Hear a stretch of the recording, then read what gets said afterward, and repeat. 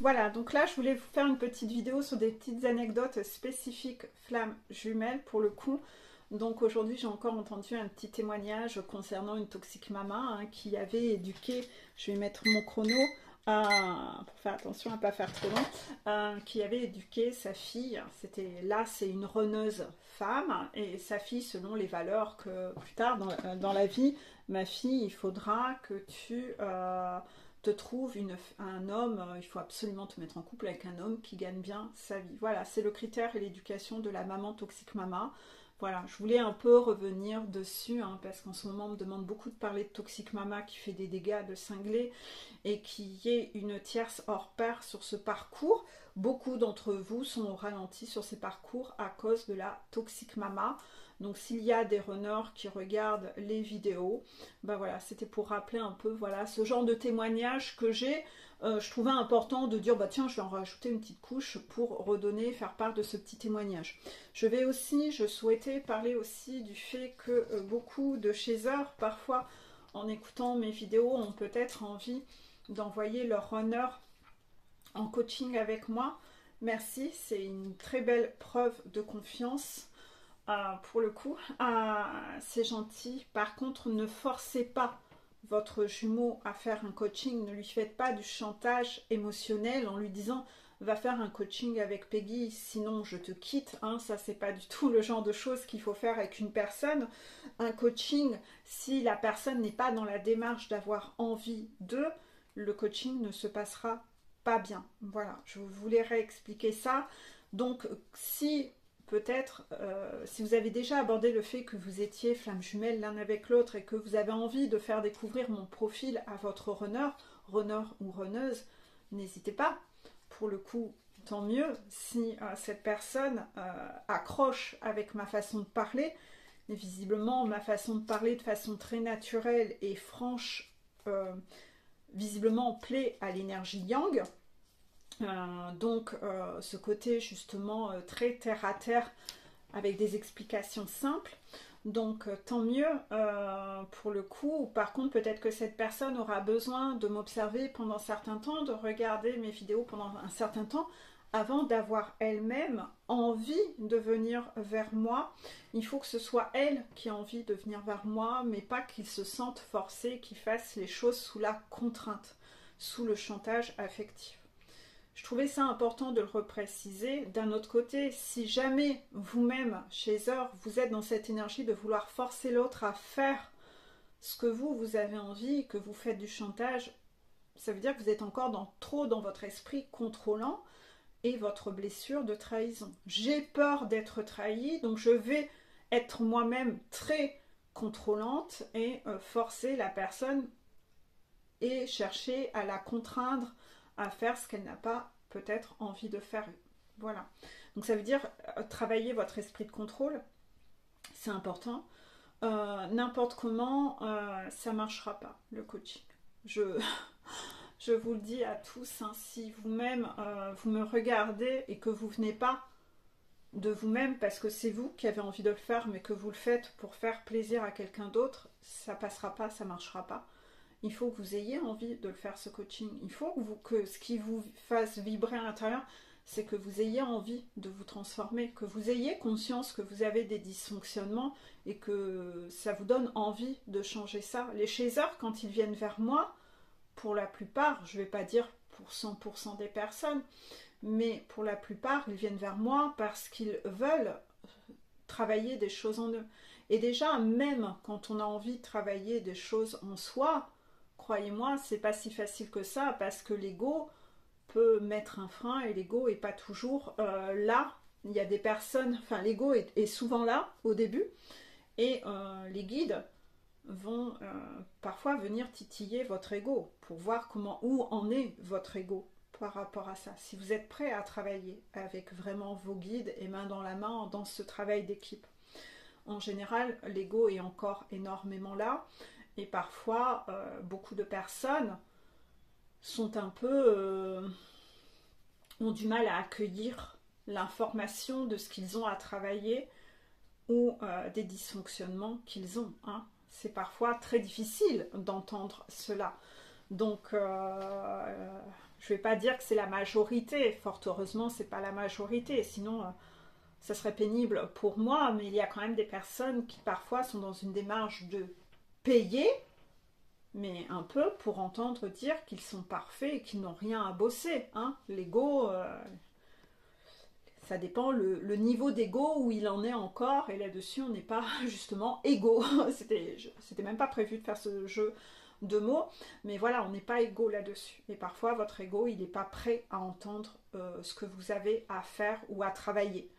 Donc quand on vous dit parfois que vous avez quelque chose à bosser, etc., parfois vous avez du mal à accueillir les informations. De façon générale, on le détecte très vite. Moi, je le détecte très très vite parce que de toute façon, j'ai mal au ventre en la présence de la personne. Et parfois, dans les consultations, je vais avoir mal au ventre au contact de la personne pendant un certain temps jusqu'à ce que son ego commence à réduire. Et je vais moi-même sentir que le niveau de toxicité de la personne en face de moi réduit. Et ça, déjà, c'est chez des chasers. Et les chasers sont quand même beaucoup plus... c'est beaucoup plus facile de travailler avec un chaser parce que le chaser, il est motivé par le fait de réussir à aller jusqu'au bout de ce parcours. D'accord ? Le runner, il a plutôt tendance à le fuir, ce parcours. Alors un runner qui s'est réfugié toujours dans l'ego, qui n'a pas spécialement envie, ben, il n'a pas du tout envie d'entendre qu'il a des dysfonctionnements. Ça, c'est même pas la peine. C'est même pas la peine. Donc en fait, voilà, je peux me retrouver dans des coachings avec des personnes qui sont venues là, mais on ne sait pas trop pourquoi. Ils l'ont fait pour faire plaisir à la chaser, pour pas la perdre, mais croyez-moi, ils n'ont aucunement l'intention de travailler quoi que ce soit sur eux. Si ça vient pas d'eux, ça ne sera pas productif. Et moi, mon but, c'est pas de sortir des coups de fouet ou quoi que ce soit, c'est que la personne ne m'écoute même pas parler. Elle est dans son ego. Donc en fait, on peut se retrouver avec des runners qui sont à fond dans leurs blessures de rejet et qui sont dans, homme ou femme, hein, sont dans la séduction avec moi, donc dans la séduction de plaire, d'être aimé, que je dise que cette personne est parfaite, qu'elle n'a rien à travailler, qu'elle a raison, qu'elle est victime de tout le monde, que le problème c'est les autres, c'est pas lui. Donc en fait, ce côté séduction de vouloir absolument la validation des autres et de vouloir plaire à autrui, c'est pas possible en fait, parce que la personne me fait de la rétention d'informations et ne m'explique pas qui elle est réellement et n'est pas dans l'accueil de mes réponses. Donc en fait, cette personne, une fois qu'on va avoir analysé quelques effets miroirs, elle va se fermer comme une huître et elle va tellement vouloir m'impressionner et être aimée de moi comme elle le fait avec tout le monde dans son quotidien, qu'elle va contrôler tout ce qu'elle me raconte. Donc elle va être dans cet esprit contrôlant aussi. Donc vous aurez un gros effet miroir. Vous avez forcé votre honneur à le faire parce que vous étiez contrôlante. Et votre honneur est à fond encore dans son contrôle également, hein, à ce stade du parcours. Si vous êtes encore à ce niveau de contrôle, il l'est aussi. Et il va être dans le contrôle avec moi. Il ne va pas se lâcher. Il ne va pas faire le suivi avec humilité en fait. Il n'en est pas là, parce que vous n'en êtes pas là.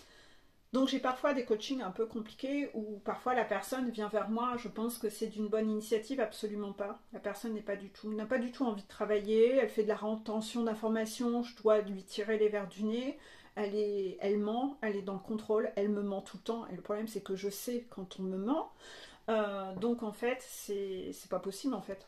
C'est pas possible, c'est horrible en fait, un coaching comme ça. Et le pire, c'est quand vous poussez cette personne à faire un coaching, donc le gars vient pour faire ce coaching pour vous faire plaisir, mais si vous prenez vos distances à ce moment-là, le gars, croyez pas qu'il va monter sa montagne, il n'a pas du tout envie de bosser, quoi. Donc en fait, il se dit, ah, bosser sur moi, faire tout ça, oh, non, non, non, bah écoute, je vais aller reboire des pina coladas sur mon transat, etc., hein, et puis je vais arrêter le coaching. Voilà, hein, parce que c'est un peu trop dur, hein, merde, il faut mettre des baskets, il va falloir transpirer, monter la montagne, j'ai un peu trop mal, j'ai déjà mal au mollet, ah non, j'ai déjà mal au mollet, là. Rien qu'à voir la montagne, ah non, non, non, non, non, je vais pas faire ça, moi. Donc voilà, le runner, beaucoup dans cet esprit d'abandon, et pas du tout guerrier encore, et pas du tout combattant pour dessous. Donc de toute façon, il faut que le runner, ça vienne de lui. Voilà, c'était le petit message. Ne forcez pas votre runner à travailler sur lui s'il n'est pas prêt à ça. Et puis surtout, si vous êtes trop dans le forcing, ce conflit à le forcer, ça veut dire que vous êtes encore dans le contrôle. Donc vous loupez un défi contrôle. Proposez-lui, montrez-lui mon profil, peut-être qu'il aimera, peut-être qu'il va avoir déjà des messages qui vont déjà l'inspirer et lui donner confiance, et puis le jour où vraiment il aura envie de venir vers moi, il faudra que ce soit lui qui le fasse, mais pas parce que la maîtresse a demandé à chien de faire. Voilà, c'est surtout ça en fait, c'était ça le message, parce que sinon ça donnera rien, et de toute façon ça m'embête de mobiliser des places dans mes coachings pour des personnes qui n'ont pas du tout envie de bosser, quoi. Si la personne n'a pas envie de bosser, je préfère libérer la place pour quelqu'un qui a vraiment besoin d'avancer et qui est vraiment dans cette optique d'être dans la remise en question et de s'observer en toute humilité. Parce que si on n'en est pas là, c'est vraiment hard, hein. En début de coaching, c'est quasiment inévitable de passer par une phase de nettoyage de l'ego. Il y a quand même des personnes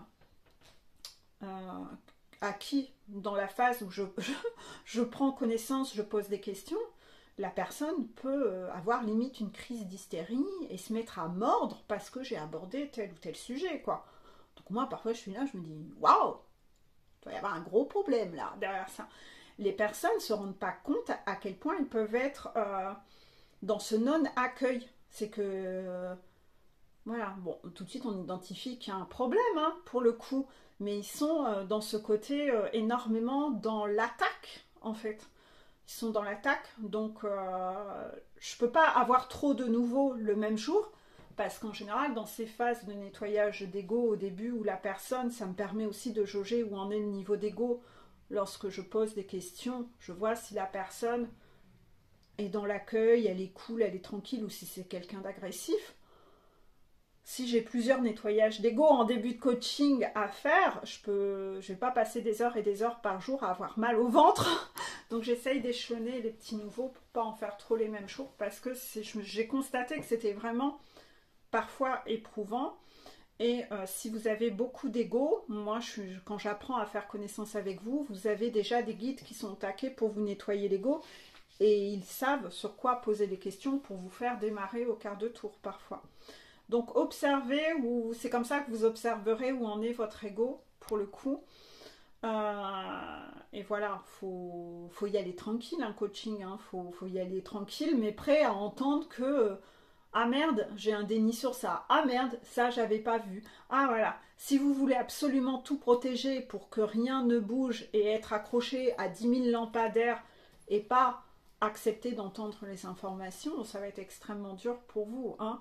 Quelqu'un qui va faire une cure de désintox d'alcool et qui arrive en cure de désintox avec toutes ses bouteilles et qui est prêt à mordre tout le monde si on veut lui enlever ses bouteilles, c'est mal barré, la cure de désintox, ça va pas être possible, quoi. Voilà. Je voulais vous faire cette petite parenthèse, je vous fais des bisous, j'ai un message Métatron à vous délivrer.